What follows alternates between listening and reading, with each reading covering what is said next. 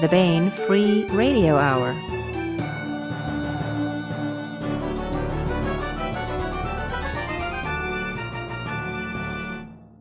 On the podcast, oh, the sounds planets would make traveling through space in a Star Wars movie, black helicopters and cone-headed alien menace. Plus, we continue our complete audiobook serialization of David Drake's The Sea Without a Shore. All right now. Welcome to the Baen Free Radio Hour podcast. It's an honor to have you along. I'm Baen editor Tony Daniel. This time we have a roundtable discussion with the editor and authors with stories in new sports-oriented science fiction anthology Galactic Games. The anthology is just in time for the Olympics this summer, and frankly probably a lot more interesting and less likely to give you the Zika virus. Baen contributing editor David F. Sharirod, no stranger to these podcasts, hosts this one, and it includes Galactic Games editor Bryan Thomas Schmidt and authors Louise Marley, Mike Resnick, and Gray Rinehart. And we continue with the second installment of our complete audiobook serialization of The Sea Without a Shore by David Drake. That's coming up. Here's the news.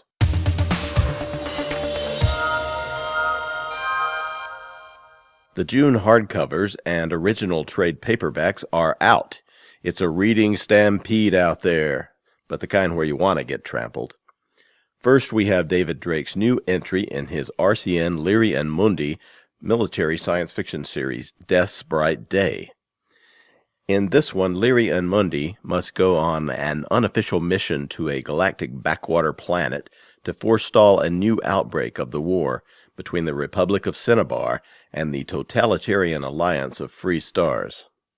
This one is action-packed, and it starts out with Daniel Leary getting married. We had an interview with Dave on a previous podcast talking about this book. Also out is a great new collection of stories edited by John Ringo and Gary Poole. All these stories are set in John Ringo's Black Tide Rising world, where a zombie outbreak has laid waste to much of our planet. But the remnant of remaining humans is fighting back. It's really a story about those humans in John's books. There are some excellent and very tasty stories in this one, especially if you like brains. And if you liked John Ringo's Black Tide Rising series, you're going to love this collection of great writers and their different takes on John's world. Also at booksellers is Galactic Games, edited by Bryan Thomas Schmidt. This is our sports-themed anthology that you'll hear more about in a moment. And don't forget there's yet another anthology. Wow, this is short fiction month here, edited by David F. Sharirod, who hosts the roundtable interview this time. This one is the year's best military and adventure SF 2015. It's called 2015, of course, because it's the best of all last year's stories that David has gleaned from all of the various venues. It's filled with the best of the best short stories published in the magazines, original anthologies, and online venues of last year. David literally reads everything out there with short fiction in preparation for his year's best anthology, which is the reason I always like to have him host our interviews here at the Baen Free Radio Hour when we're talking about short fiction, because he's likely already read the stories or needs to read them for his anthology. Death's Bright Day by David Drake, Black Tide Rising, edited by John Ringo and Gary Poole, Galactic Games, edited by Bryan Thomas Schmidt, and the year's best military and adventure SF 2015, edited by David F. Sharirod, are all available at booksellers everywhere.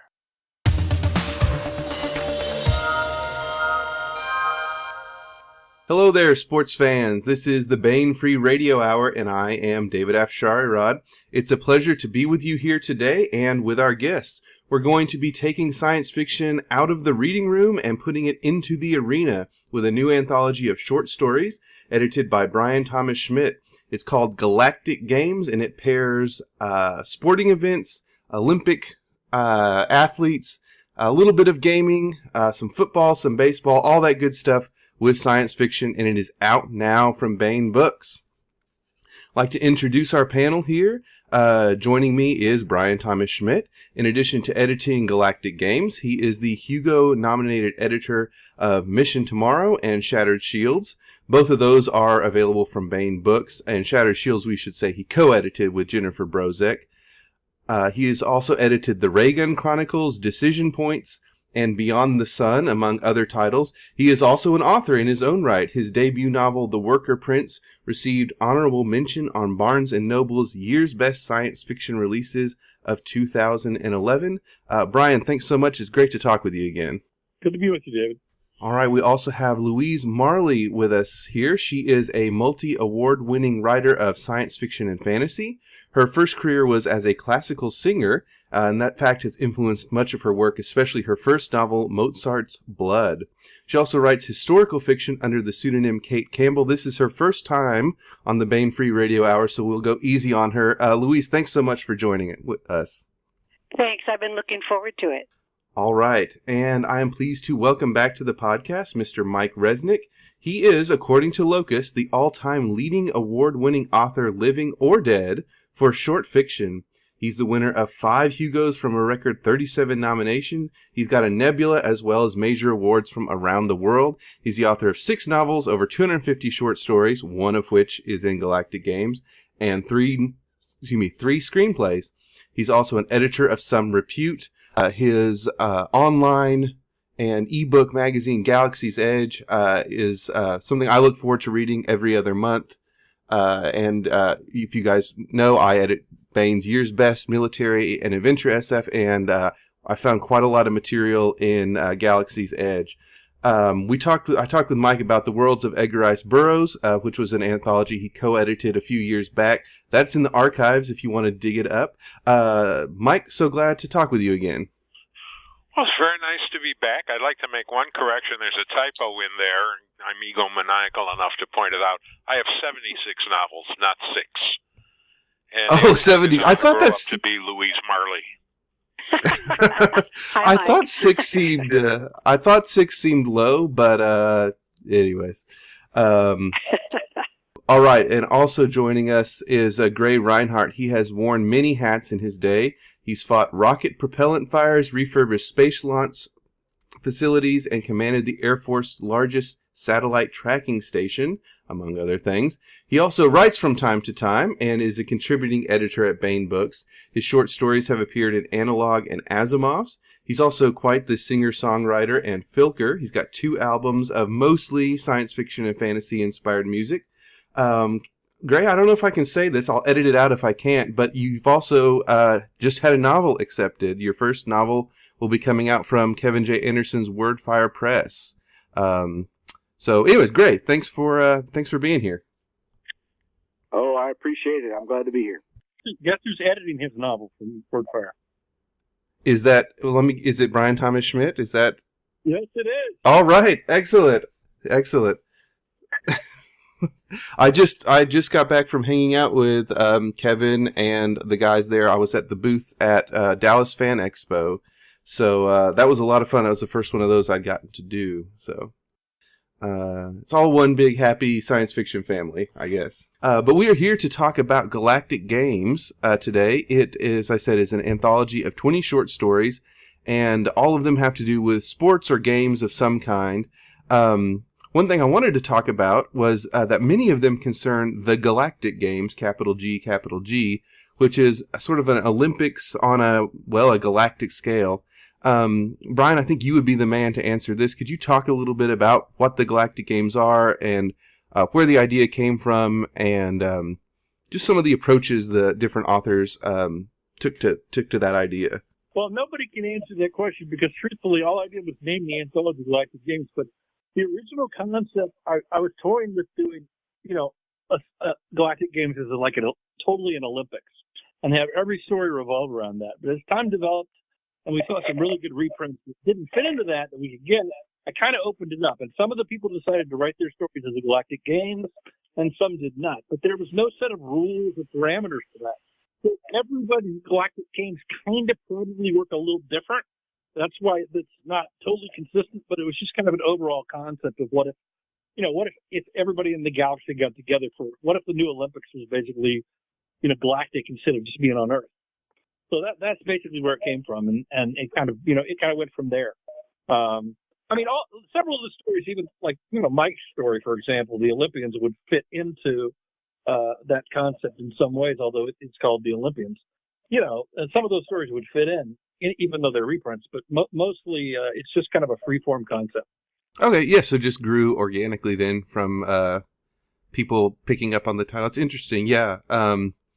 Well, one thing I wanted to talk about, too, is with this anthology, and I think we've got a good group of people here to talk about it, is we've got a couple baseball stories, Jack Haldeman and Gene Wolfe, sort of, kind of, the weirdest baseball story ever, maybe, in a good way, but it's weird.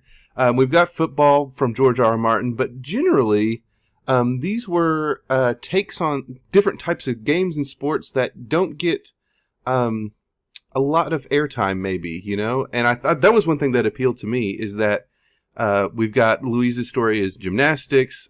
Gray is sort of something he invented, but he tells it from a referee's point of view. A lot of Olympic stuff. And was that something you were after, Bryan? You said you were kind of thinking this was originally going to be an Olympic-themed anthology. Yeah, I asked people to tell me what sport, and I tried to keep every sport different. Now, technically, Gene Wolfe's story is about softball played from speedboats, and then Jay Haldeman's story is about baseball. So technically, they are different sports. But see where you're coming from. And we do have 3 stories that reflect racing or running, but they're different kinds, and 2 different kinds of shooting stories. So I kind of have some crossover, but the main idea was to have everybody do a different sport. And I figured even in the real Olympics, you've got multiple events for swimming and multiple events for different kind running and different things. So I figured I could get away with a little bit of parallel. But I tried to do sports that were everybody doing something unique, and I tried also to get things that had never been done. I own 5 or 6 of the previous anthologies that have been done of sports. Most of them were done in the late 70s, early 80s. There have been a couple since that I know of, and there's probably some I'm missing. But most of the sports, there were a lot of football and a lot of baseball and a lot of things, but some of these other sports didn't get covered. So I wanted to cover some unique ground, too, so bring some new stuff into the whole, sci-fi sports kind of genre, so to speak. Yeah, well, I think you did, certainly. I want to do one more kind of question, and this maybe we can open up to everybody, and then we'll talk about the individual stories a little bit. But I will confess, I'm not a huge sports fan, but even not really being someone who follows sports much, I always enjoy reading about sports. And I just was thinking we could talk about what is it that makes sporting events such a natural milieu for fiction writers to work in. And I realized maybe something we can jump off on when I was reading this book for the podcast is many of these stories, and perhaps all of them, at least in some ways, the sporting event is certainly its own drama in and of itself, but it often stands in for something larger. So maybe there's something there. Bryan, you can start. Sorry. The thing about sports is that, there's a natural conflict involved in sports that comes out of competitiveness. And there's also a competitiveness to our human nature that is something that many of us struggle with.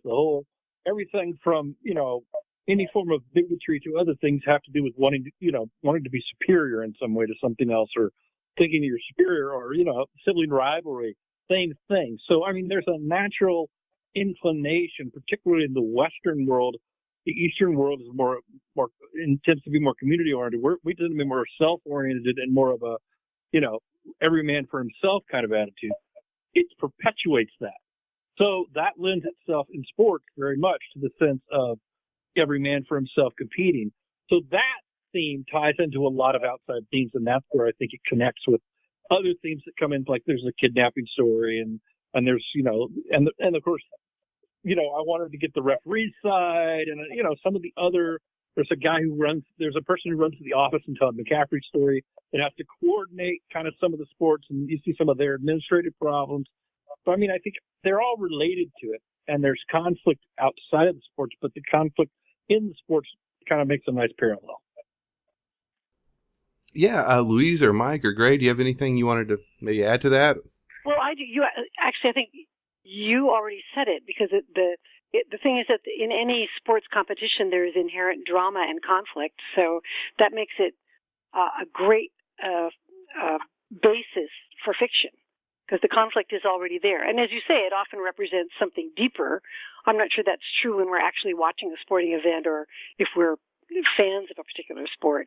But certainly when it comes to fiction, having a sports competition can be a great way to explore other themes that have to do with competition. Or I like what Bryan said about sibling rivalry, because human beings naturally do have rivalries. And so it gives you a lot to work with as a writer. Yeah, well, Louise, since I've got you on the hook, let's talk about your story a little bit. This one, there's a lot in here, but it concerns gymnastics. That's the sport, an Olympic event, and actually, one of my favorite crime writers, Megan Abbott, is writing a kind of a gymnastics noir.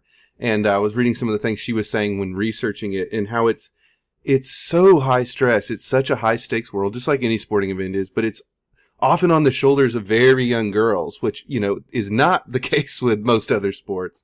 I think you do a lot of putting other things on this young girl's shoulders. And maybe you could just give us the setup of the story and, like I would say, whet the reader's appetite. The story is about a girl who is the only child on a very small colony on the asteroid Karifna, which is a real asteroid.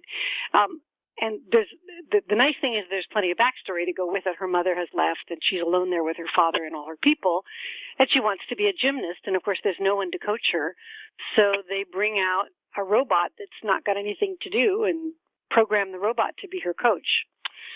And so when she goes to the I forget the actual number of the Olympiad, but competitors are coming from around the solar system, actually, not the galaxy necessarily. They're all human in this case.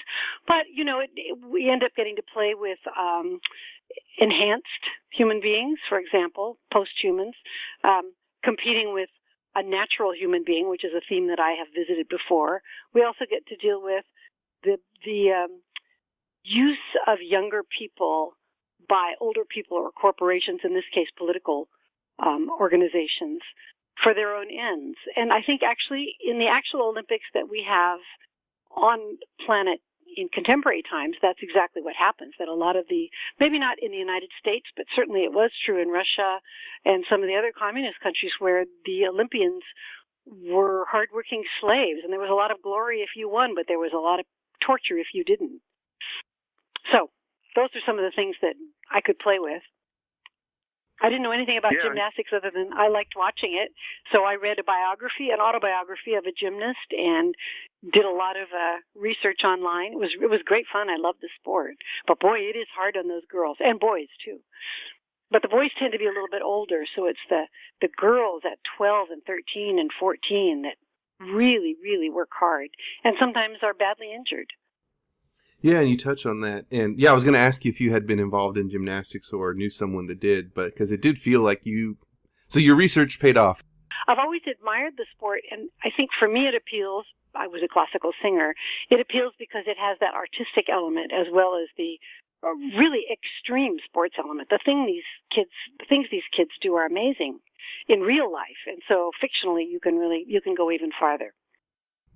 Yeah, it's one of those sports. I mean, I guess this is true of anything that people do at the top of their game, so to speak, but it looks so easy. And then you think, I could barely, you're spinning around a bar holding on, like, try that, I don't know. So, yeah.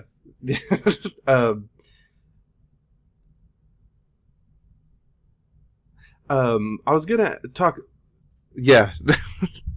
I was going to ask you to talk a little bit. You touched on it. One thing I thought was interesting is this story does deal with hints at who counts as human in a way. Is this robot coach? Is that going to be allowed? To have a robot coaching this girl, Zori, and also something that we're seeing now is things. When we talk about what counts as too much enhancement, right? Is wearing a certain type of swimsuit, is that cheating or is it okay? What about steroids? And in this story, you have gymnasts who have been genetically modified. So maybe you could talk about that a little bit. Yeah, well, it kind of revisits the theme of people being used by corporations because these gymnasts have been genetically modified in order to work on their various planets and space stations and asteroids. So they have extra limbs, and some of them have so many limbs they can barely walk, but they're great in the air or in weightlessness, that sort of thing. And I think that as we go forward, I'm certainly not the first writer to take this on in terms of sports, but how much modification is allowed, and how much will ultimately be deemed not acceptable, as we've done currently with baseball as the sport I know the best. And since steroids became illegal and the players could really get prosecuted for them and kicked out of the game for them, that changes the face of the sport quite a bit. Now, I wrote a different story for a different forum about a genetically modified woman who was the first contemporary professional baseball pitcher. And so it was fun looking at that because there is going to be a point probably where we have to it'll be part of the rules, how much modification is acceptable. Yeah, that's right. Yeah. Well, let's, I think, leave some of the more Olympic sports for just a moment and talk about Gray's story. Gray, this is one that is one of a few in the book that doesn't really have a real world counterpart. You kind of made this up, although it bears resemblance. What is it? Mara Calva, something like that. I'll let you pronounce it. There you go. Bears resemblance to some real world things, but this is something you came up with, right? Because it's well, I'll let you introduce it in a second. But first, I want to talk about one of your characters in your story says the line, "No one cares about referees." But this is a story about a referee, and I did care about him. But I do think the point's a good one, which is that, except for when maybe they make a bad call, no one really cares about the referees. There's not a lot of biographies of great referees being written. So tell us first what drew you to the idea about writing about a referee, and then also maybe you can explain the game and the setup of the story as well. Well, I didn't decide to write about the referee right away. It was kind of odd how all of this came together. I had been reading about the unlikely friendships that had developed between Allied officers and specifically German officers after World War II. And it got me thinking about, as we have prosecuted these conflicts, and then the uneasy peace that starts off and hopefully develops into a better peace down the road, that might be a similar situation with some interstellar species. And I wanted to have the story take place in a way that those tensions were still real, which to me said if the games could possibly be a mode of cementing this peace, there would be factions that didn't want that peace, and they might try to disrupt them. And so that led me thinking about the Munich Games. And I didn't want to just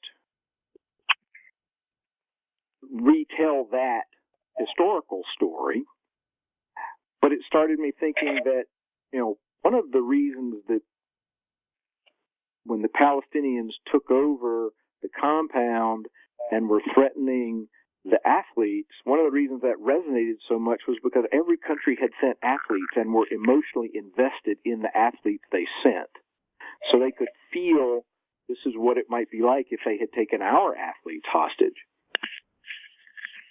But really, if they had threatened the officials, I'm not sure people would have cared quite so much. And that's how I ended up with, okay, I'm going to be in this position and see if I can make something out of that. But if it's like threatening the editor instead of the writer.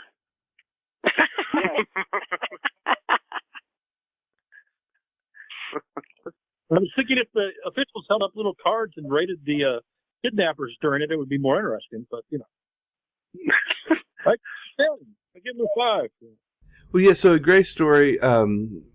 Just to kind of lay it out for people, there's this race of aliens called the Aurelian. I think I'm saying that right. I hope I am.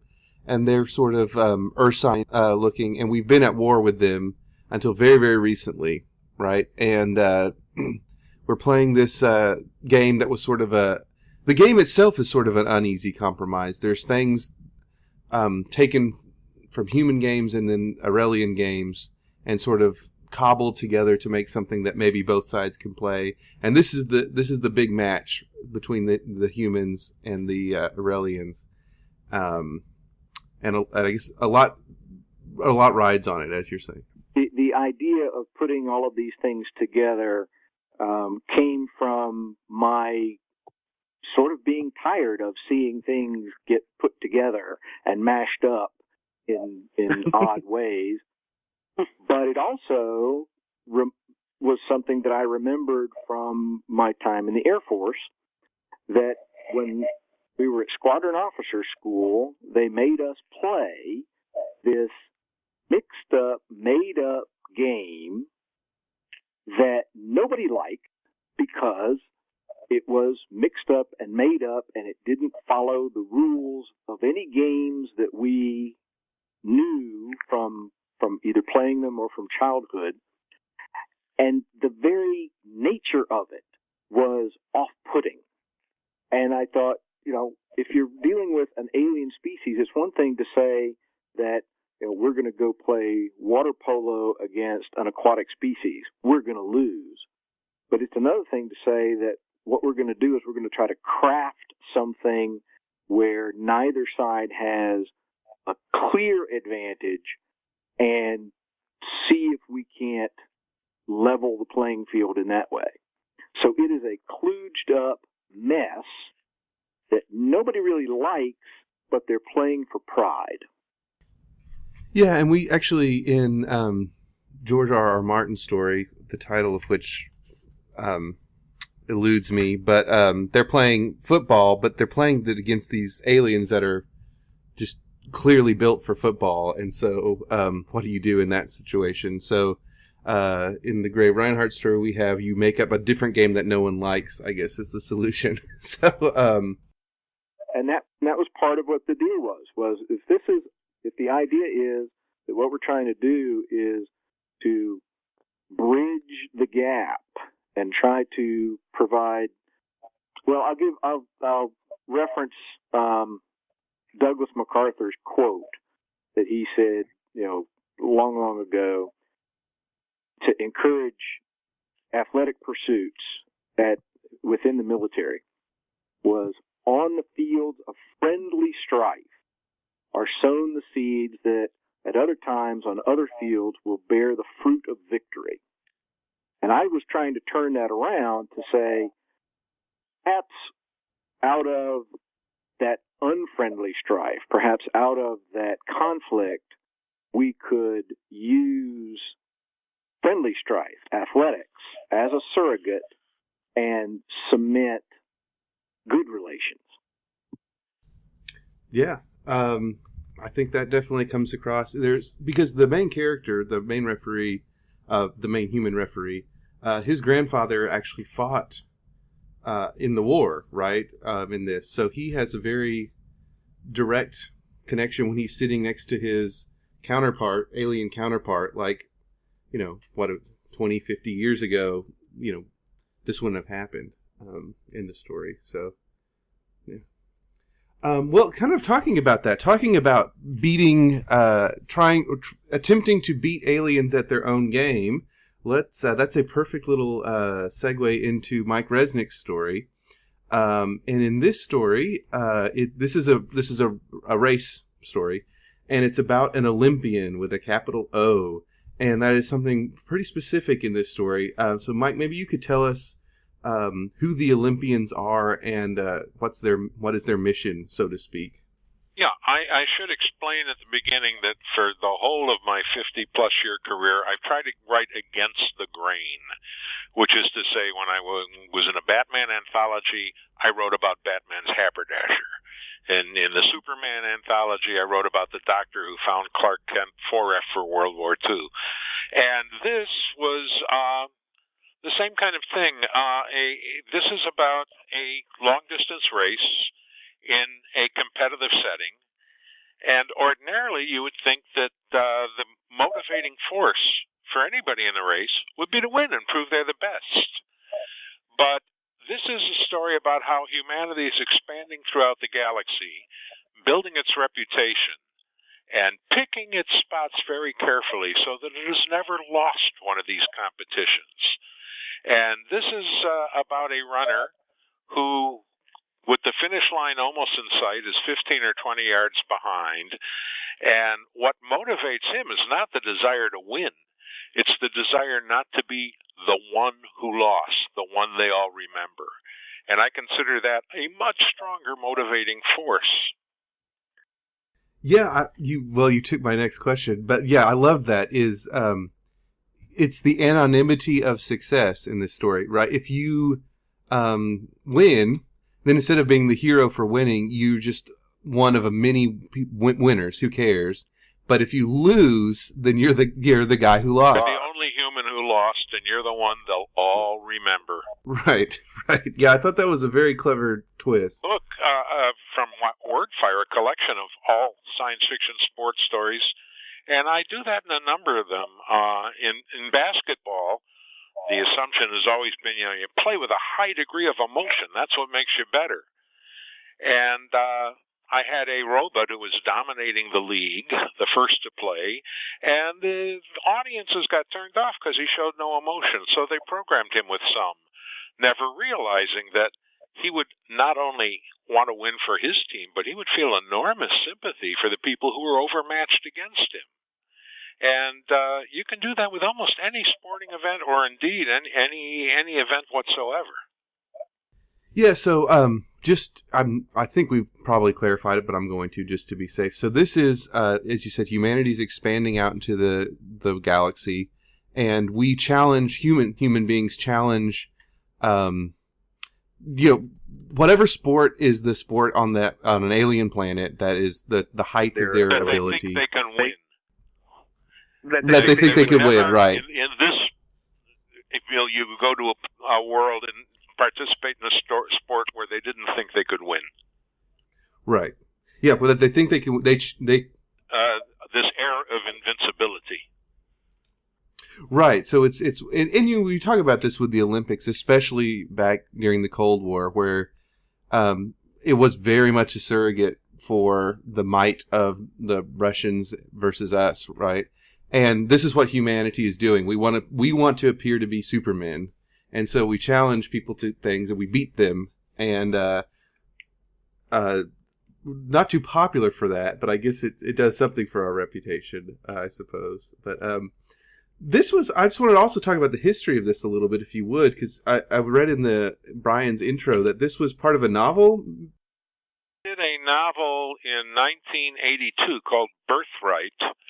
And it consisted of 28 chapters, each of them a short story in itself, about man's expansion into the galaxy and finally his contraction. And each of the stories was very similar to this in that it would take one item, be it law or sports or whatever, and examine what happened when man went out into the galaxy. And it created a future in which I have said, I think, something like 35 novels and maybe 20 stories. So it was very useful to me in that respect. And I excerpted the story in 1984 for a Marty Greenberg anthology and never thought of it again until Bryan asked for it. Yeah, I was going to ask you we went through your credentials where you had many more novels than I thought I had written down. But also over 250 short stories. I was just wondering, what is that like when you haven't thought of a story in what is that, 20 plus years, and then you get an email or a phone call. It was very, very flattering and very unexpected. I mean, there's some stories I've sold more than 30 times. This certainly wasn't one of them. Well, maybe this will be the first of the... We only got 20 more times to go. Bryan, how did you find this thing? Was it in... you said it was in that Martin Greenberg anthology. Was that where you ran it, or where did you unearth this little gem? Yeah, I came across it in Birthright, which I own. I came across it also again in the Greenberg anthology. And when Mike and I started talking about what he would do for this, whether it would be original or that, I kind of gave him the choice. Do you want to do something original, or you want me to reprint something like, the Olympians? Because he's got a lot of sports stories. As he said, he's kind of got his own collection of sports stories. So I basically gave him that option, and this is what we decided to do, because this one has not been reprinted much. So it was kind of like, it's like finding a new story. When you get a story that hasn't been reprinted in like 20 years, especially by somebody who is still known as one of the top writers in the field, you're basically getting a new story. The same thing happened with the Cladnar race story that I got from Randall Garrett and Silverberg. That hadn't been reprinted in like 28 years. And so, it was basically like... I do want to say that we don't work in vacuums. I couldn't think of a title for my collection, my sports collection, so I asked my listserv, which is a few hundred fans that we exchange emails every day, and they came up with the title. And I think it's perfect for science fiction sports stories. Away Games. That's pretty nice. good, yeah. That's fabulous. Nice. They gave me one other years ago, the first collection of humor I did. This was just when the ads for Alien, Remember in Space, No One Can Hear You Scream, were coming out. And it was In Space, No One Can Hear You Laugh. So it's nice to have a listserv on days I can't come up with a title. All right, you young aspiring authors, there you go. Get a listserv. I'm going to plug Bain Books, there was that anthology Bain did called In Space, No One Can Hear You Scream, of science fiction horror stories that Hank put together, which we talked about again a few years ago. Well, this is great. I love this Mike Resnick story, so I'm glad that you unearthed it. And I like that the Randall Garrett Silverberg story was also great. And that was one, actually, I saw some buzz on the internet when the table of contents of this got posted. People were excited to see that one back in print. So check it out, everyone. That one is like a sports. In fact, it's funny. The reason Mike didn't write a new one about horse racing was because I had the Cladnar story, which is basically about horse racing, but it's set with an alien kind of horse on an alien world. And I was like, I've already got it. I've already got the horse racing, and that was another factor in getting the Olympian. So it really worked out well in a lot of ways. I should explain, as Bryan knows, I'm a horse racing fanatic. I never bet, but for 11 years I did a weekly column on racing, and I still write occasionally for the major horse racing magazines. And so far I've only managed 2 science fiction horse racing stories in half a century. Well, is there anything we have not touched on? I mean, I can talk a little bit about some of the other stories if you want. Yeah, why don't you give everyone a little tease? Larry Correa we had hoped to have on, but he was not able to join us in Mercedes Lackey. He's got one of the shooter stories. Why don't you give someone a tease and then we'll wrap it up here. Well, Mercedes Lackey wrote a 1,500-meter race running story. And so that's a running story. And then you've got Bob Reed, who is a runner in real life. Robert Reed wrote a different kind of a extreme. The other running story is basically an extreme version of Survivor where you start naked and it's like 10,000 people running and there's all these obstacles you have to go through, including being naked and survive and win the race. So it was like the ultimate extreme sport kind of thing. You mentioned George. George has a really great football story called Run to Starlight. And the conceit of it is similar to the conceit of the Jay Haldeman story, which is baseball, which is basically that, okay, the aliens want to conquer our world. We're going to defend ourselves. Let's challenge them to a sport they can never win. Oops. That's the concept, basically, of both those stories. And the Haldeman one is rather, for those who don't know, Jay Haldeman he's deceased, but he is of Joe Haldeman's brother. And he is, he's known a lot for his humor writing. I used to work with and edit Jay Haldeman a bit, and he was just about as good as Joe. That's a hell of a family. Yeah, they're talented guys. And then we also have a basketball Mars rules story where a guy immigrates or goes to live on Mars and has to learn how to play basketball, and that's the way he connects with society. That's what Brad Torgerson wrote. And then, as you mentioned, Larry did a shooter story about competitive shooting, and Dave Farland did a hunting story. And one of the most unique ones that was kind of fun was Bryan Schmidt did a golf story where there's basically two schools of golf have developed. One that plays by Earth gravitational rules, and the one that plays by non-Earth gravitational rules. And they decide to see which game is better by holding the competition on the moon, where it kind of evens the playing field because it's kind of partway between what they're used to, and say, okay, let's see who wins. Who are the better golfers? The ones that play with the gravity or the ones who don't? And so, it's kind of an interesting take on the whole competition thing. Because you see that in real life too, which is competitive sport. Don't neglect to mention Esther's story, too. Yeah, go ahead. Esther's story is just a riot. It's fabulous. The cheerleaders. About the cheerleaders, yeah. Yeah, the cheerleaders. I love that story. Oh, yeah, it's adorable. If you imagine cheerleading to the death, then you've got Esther's story. Cheerleading to the death, told with the great wit and dry humor of Esther Friesen. Yeah, Bane folks will know her from the Chicks in Chainmail series, and yeah, it's cheerleader. That was hilarious. She nails the. I mean, she kind of makes it up because it's science fiction, but she gets that like cheerleader vernacular down, and it's very charming. It's hilarious. Yeah. Right. Yeah, I mean, it plays on kind of some of the conceits that all sports have. All the the fact that we all kind of have superstitions in sports and certain traditions that almost feel like religious rites that rise up in sports. People who don't watch their jock step for 50 games because they're winning or some ridiculous. They got the sacred pom poms and all these kind of things. They're silly, but yet they inspire something in the players so they become part of the sport. She kind of plays off on that really well. And there's a couple of different stories as well that do that are good. One of the most unique stories is Chris Rush did. I forgot about her scavenger hunt, but she has a unique scavenger hunt that goes on that is set in kind of a library. Yeah, that one.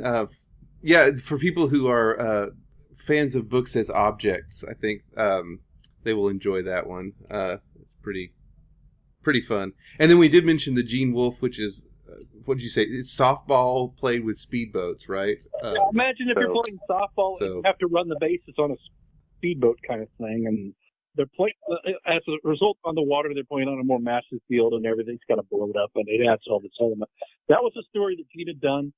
It had been published a decade or so ago and hadn't been ever done in an anthology. So it was another one where I got basically like a new story that a lot of people hadn't seen yet. So it was a really good thing. I also mentioned one of our debut writers, Lindsay Cardinal, his first professional sales, told me a story about downhill figure skating, which is an invented sport. But he said, imagine if you do figure skating downhill and you still have to do all the fancy things with figure skating. It would get a lot more hairy, so to speak. So it's a fun story. So as we say in the ad copy, all that and more ! Because that's not everything. There's 20 stories in there, and like you said, they cover a wide variety of sports. Does anyone else have anything they wanted to add that I did not hit on or touch on? If not, we will wrap it up here. Well, the book's available tomorrow, and it's available trade paperback and ebook. You'll probably get a ton of that, but and a great cover art. Yeah. Yeah, and this is as Brian's saying, yes, the book will. Yeah, the book will be available June 7th. This will air actually on Friday, so it will have been available for a few days. So if you have not picked it up yet when you're hearing the sound of my voice, it's out in trade paperback and ebook now. You can go to BaneEbooks.com or your favorite retailer and pick it up. And yeah, it's got a fun cover. And this is a new artist to Bane, so I think it fits well in the Bane family. But it is someone, if you are a frequent Bane reader, you've not seen this this artwork before. All right, folks. Well, that is Galactic Games. As we said, it is edited by Bryan Thomas Schmidt, and it is out now. I just want to thank everyone for being on, Bryan, as well as Mike Resnick, Louise Marley, and Gray Rinehart. Thank you guys so much for being on, and we'll hopefully talk to you next time we do one of these. Thanks, David. Sounds good. Thanks, David. Bye.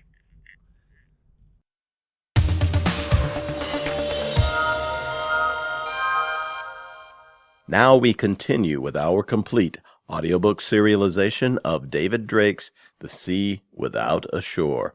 It seems Cinnabar's chief spy master is a mother also, and her son is determined to search for treasure in the midst of a civil war. Who better to hold the boy's hand and to take the blows directed at him than Captain Daniel Leary, the Republic of Cinnabar Navy's troubleshooter, and his friend the cyber spy Adele Mundy. The only thing certain in the struggle for control of the mining planet Corsaira is that the rival parties are more dangerous to their own allies than to their opponents. Daniel and Adele face kidnappers, pirates, and a death squad even before they can get to the real business of ending the war on Corsaira and bringing their charge home, maybe along with ancient alien treasure. Now here is the next entry of David Drake's The Sea Without a Shore. The floorfish submerged like a mass of sludge slipping into the channel. Suction tugged at Daniel, but because the fish's body shaped itself to the water, it was much less of a problem than what a sinking ship of similar size would have caused. The fish left behind an effluvium of ancient mud, cloying and slightly sulphurous. Something lifted briefly above the undulating weed, then slipped back. Daniel knew what Hogg had seen from the height of the boat. He knew why Hogg was worried, too. Daniel splashed, hoping that he was moving toward the boat as Hogg had ordered. It wasn't a very effective way to proceed, but he wasn't about to stretch his legs out behind him to backstroke properly. That would put his bare, kicking feet very close to the head of the wolf eel, and the predator's jaws were armed with 6-inch fangs. Wolf eels attached their sucker tails to floorfish. They didn't harm or even affect the huge scavenger, but when the giant maw rooted up some lesser muck dweller, the eel snatched it for a meal. This was an extremely large floorfish, even for an adult, and the eel was a similarly impressive member of its species. Because its jaws and belly expanded, it could easily ingest prey the size of an average-sized man. "I got the lure set to female eel," Hogg said in a hoarse whisper. "If it figures you're a female, it likely won't try to eat you. Just keep coming back. I don't want to foul the prop in the weed, but I will if I have to." "I don't especially want to be buggered by an eel either," Daniel said. It wasn't a real concern. Like other fish, the eels sprayed milt onto the eggs the female had just extruded into the sea, but it made Hogg chuckle, which is what Daniel had intended. Hogg would rather die than let anything harm the young master. Daniel didn't want him to leap into the eel's jaws as the best way of saving his charge. Daniel continued to splash. He didn't look around. He couldn't see anything through the agitated water. Perhaps Hogg could see more. They were using the lure's field to override the bioelectrical field of Daniel's own body. Hogg was, at least.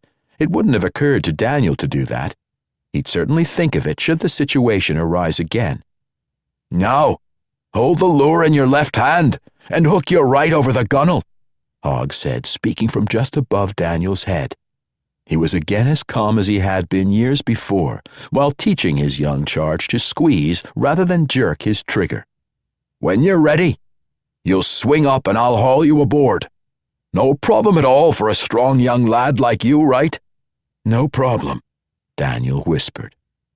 His attendance at Temple was sporadic at best, but he really would try to improve in the future. Daniel's hair brushed the skiff's hull. He fumbled with his right hand, bicycling his legs to keep him up until he could grip a thwart. He took a deep breath and another, consciously trying to slow his heart rate. He had only had one glimpse of the eel. It had seemed huge. Even allowing for the exaggeration of fear, it was probably 10 feet long. Its slender body trailed behind a head the size of a bushel basket. Hogg gripped Daniel's left arm just above the elbow. He wasn't putting any pressure on the contact yet. "On 3, Daniel said. 1, 2, 3. Water exploded as Daniel rolled up and over the gunwale. The eel must have come after him because Hogg shouted, and Daniel heard the crunch as Hogg's right arm drove the trident through the bones of the creature's skull. Daniel rolled into the belly of the skiff. Hogg had gotten out of his way, though Daniel wasn't sure how. He wasn't even sure he still had both legs, and his hands were locked together in mutual reassurance. Bloody hell, that was a bad one. The skiff was rocking violently. Hogg shoved them backward and released the shaft of the harpoon. The little motor was backing with all the power it had available, ignoring the risk of weed clogging its intake. Daniel raised his head to look over the gunwale. The shaft flailed back and forth, sometimes under the surface, as the fatally injured eel curvetted. The body behind the soot-colored head was so nearly transparent that Daniel could make out the bones of the skeleton.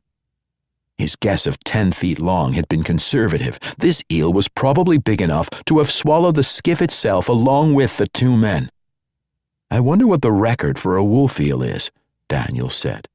"Taken by hand, I mean." "You want this one as a trophy?" Hogg said hoarsely. "Then you're going to have to come back by yourself and get it. Me, I'm heading for home, and when I get there, I'm going to get very drunk." "Yes," said Daniel. "I think that's a good plan for both of us." Xenos on Cinnabar. Lady Adele Mundy. She had been released from the RCN when her ship was paid off, so she could not properly use her naval rank of signals officer, stood before one of the chest-high reading tables in the long room of the Navy House Archives. Her personal data unit sat to the left on the table. To the right was the small stack of ship's logs which she was copying, and in the center was a flat conversion device 8 inches deep by 10 inches across. The converter was a specialist item and would have cost a great deal to buy even if she could have found one for sale. This one had been given her as an adjunct to her work for her other employer, Mistress Bernice Sand, the head of Cinnabar's intelligence service, or at least one branch of it. Adele didn't think she was flattering herself to believe that she was in her way Mistress Sand's most effective agent. She was fairly certain that the intelligence arms of the Alliance of Free Stars, the Republic's greatest rival and frequent enemy, would have agreed with that assessment. She put another log in the converter. This was a chip recording, but the format was unique in Adele's experience and may not have been common some 700 years ago when, according to the label, the officers of a freighter out of Palafox created it. The converter whined for a moment, then projected the first entries through the data unit's holographic display for Adele to view while the remainder of the contents was stored. She wasn't trying to absorb all the data on the logs at this moment, but neither was she merely a copyist. She had repeatedly found cases where the labels slapped on quickly by disinterested clerks were seriously in error. Adele smiled faintly.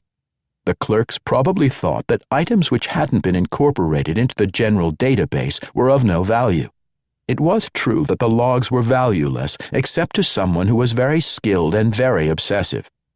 Even the skilled, obsessive Adele Mundy was unlikely to find any data that she would use during the however many further years of her life. On the other hand, she had nothing better to do, and she liked gathering data. There was probably nothing she liked more. Tovera, Adele's servant, stood at the desk to Adele's left, nearer the entrance.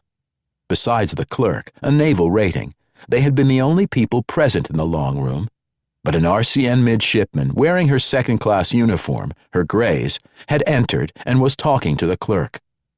Tovera moved slightly, facing the doorway. She lifted the lid of the attaché case on her desk just enough to reach inside. Adele was by now too familiar with Tovera's ways to be surprised. She didn't even smile. Tovera wasn't precisely paranoid, but she saw no reason why an unfamiliar midshipman might not intend to kill her mistress. Therefore, she prepared against the possibility.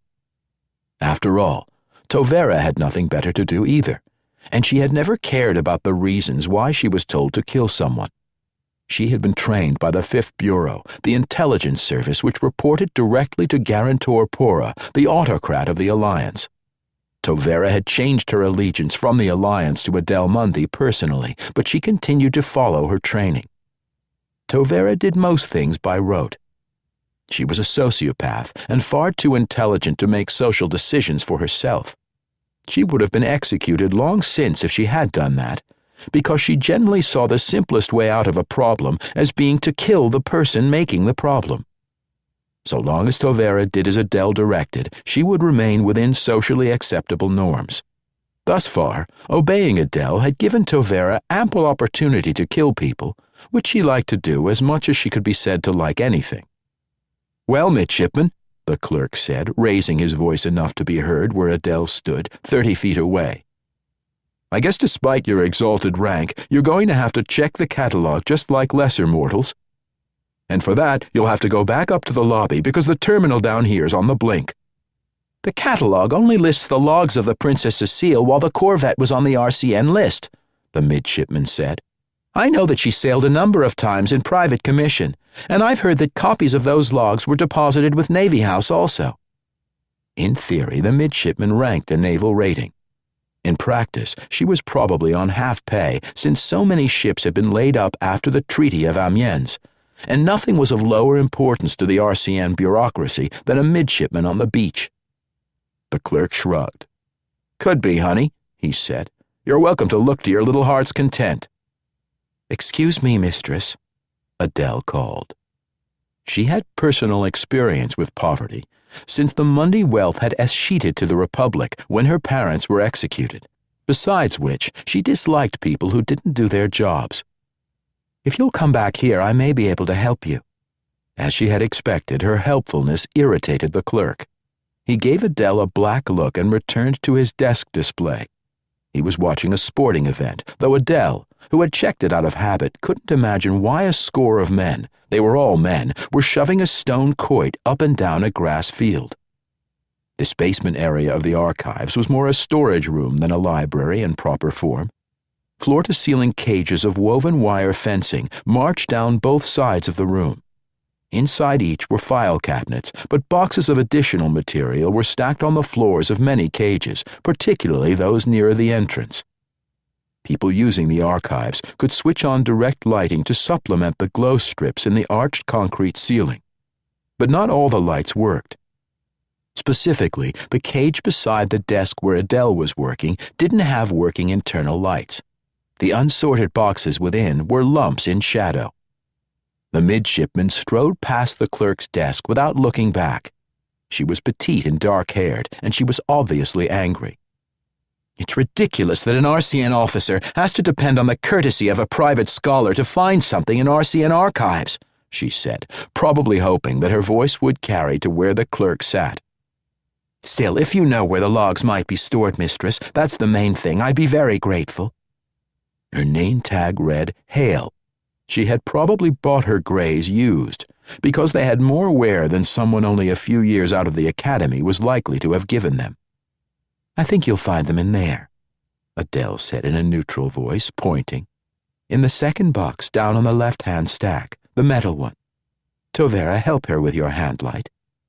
Tovera opened the wire gate and gestured the midshipmen into the cage. They could be padlocked, but most of them were not. Hale followed Tovera's narrow beam of light, lifted off the covering box, and took out the clear container within the one indicated. "Perfect," Hale said after a glance. "They're on RCN standard chips, and it looks like they're all of them here, and in order." Adele smiled faintly. A stranger like Hale probably wouldn't have recognized the expression if she had even noticed it. Hale came out, and Tovera closed the cage behind her. "I suppose you're wondering about these," Hale said as she set the chips on a table across the aisle from Adele. She didn't appear to have noticed Tovera. Adele's servant excelled in being unobtrusive in any normal social setting. "You see, I was in the academy with 2 midshipmen who were assigned to Captain Leary, only he wasn't a captain then. You know, the famous one?" Tovera didn't snicker. Adele nodded expressionlessly. She did indeed know Captain Leary. "Well, I knew them," Hales said. She took an ordinary chip reader out of its belt pouch and set it on her table. One was pretty sharp, I'll grant, but the other always struck me as being as thick as two short planks. But they've both been promoted to lieutenant with no interest behind them. She shrugged.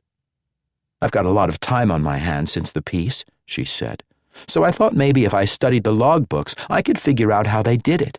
Besides being lucky to serve under Captain Leary, I mean." "You'd be talking about Blantyre and Corey, I presume," Adele said. Hale's age made the identification certain, but she still had to resist her desire to check Naval Academy class lists.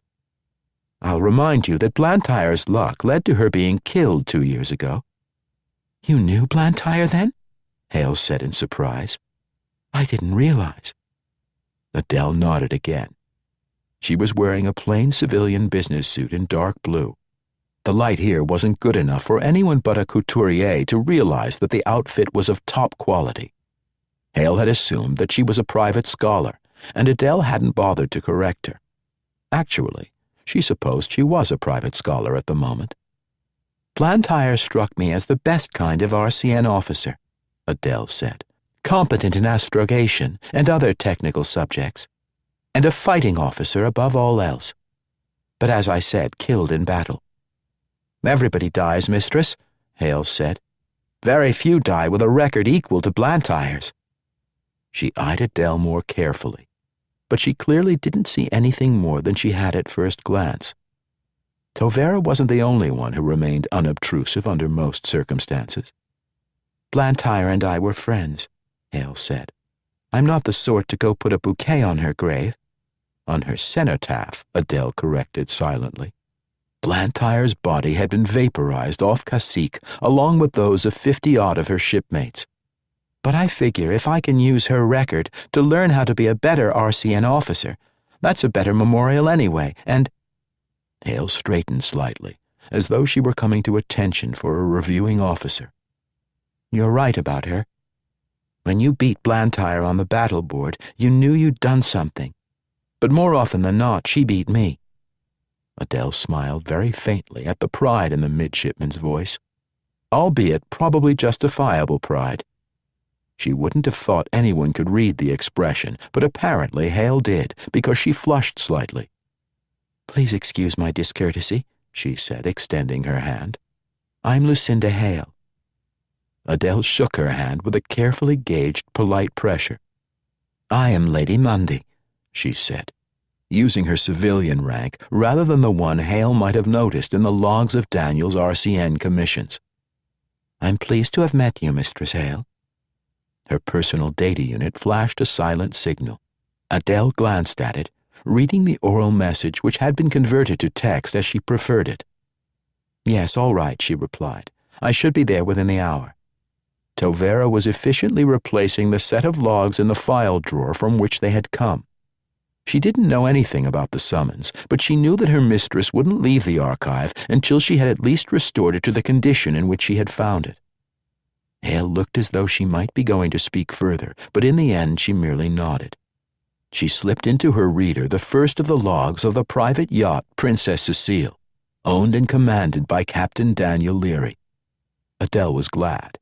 She didn't want to insult the young woman, but she didn't have time for conversation. As Adele left the long room, she started to put her personal data unit away in the thigh pocket tailored into her trousers. Unexpectedly, the clerk snarled, "You know, it's traditional to leave a little something for the attendant, but I suppose you're too high and mighty to worry about that." Adele stopped and looked at him, then sat on one of the 3 chairs in the anteroom. They were standard RCN designs of pressed steel and steel mesh, identical to those of any warship, save that these were not bolted to the deck. She brought up the data unit. "Your name is Dozois," said Adele. She wasn't in quite as much of a hurry as she had thought. "Yes, Tech 5 Dozois." The data unit's holographic screen was a blur to anyone save the user herself. Adele had a control wand in either hand. She found them the quickest and most accurate form of entry and access. She often used her data unit as a remote control device for other units. She was doing so now with the clerk's terminal, though he wasn't aware of the fact yet. "What do you care what my name is?" the clerk said. He got to his feet. "Hey, what do you think you're doing?" "Leaving," Adele said, standing up again and putting the data unit away. She was almost to the stairwell before Tovera turned and followed her. "I thought he might try to stop us," said Tovera regretfully. "Well, maybe he'll be there the next time we visit." "I doubt it," Adele said as her boots scuffed briskly up the concrete steps to the outside entrance. "He just sent a message to his immediate superior, copying the chief of the Navy Board, detailing his failures of performance, and adding that he keeps a bottle of gin in his desk." "I didn't see the gin," Tovera said. She was in front again so that she could step into the street ahead of her mistress. "Nor did I," said Adele. "But I smelled it on his breath when he was shouting at me." She gestured toward the tram stop in front of Navy House. "We're going to the Shippers and Merchants Treasury to meet Deirdre Leary. I don't know the intended purpose of the meeting." A tram pulled up at the stop, swaying slightly on its overhead monorail as it disgorged men and women in their best RCN uniforms.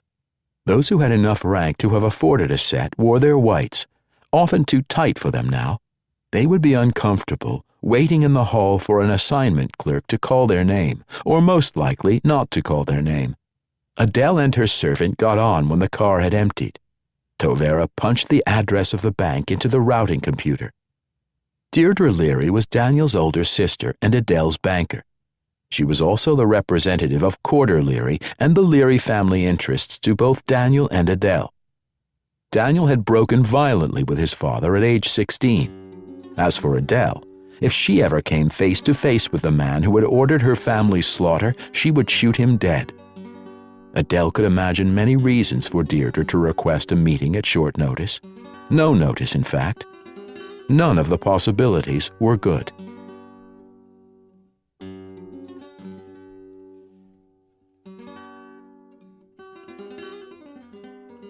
That is the latest entry in our complete audiobook serialization of The Sea Without a Shore by David Drake. And that's it for the podcast. Thanks to Audible.com, thanks to David F. Sharirod, and to podcast theme composer Ruth Judkowitz. And a voluminous warehouse filled with drugstore pranks and three-stage candy rockets, plus the ongoing admiration, thanks, and praise of a grateful star nation to Bryan Thomas Schmidt, Louise Marley, Mike Resnick, and Gray Rinehart, editor and authors of Galactic Games. Please join us next time here at the hammering heart of science fiction and fantasy, and keep reaching for the stars.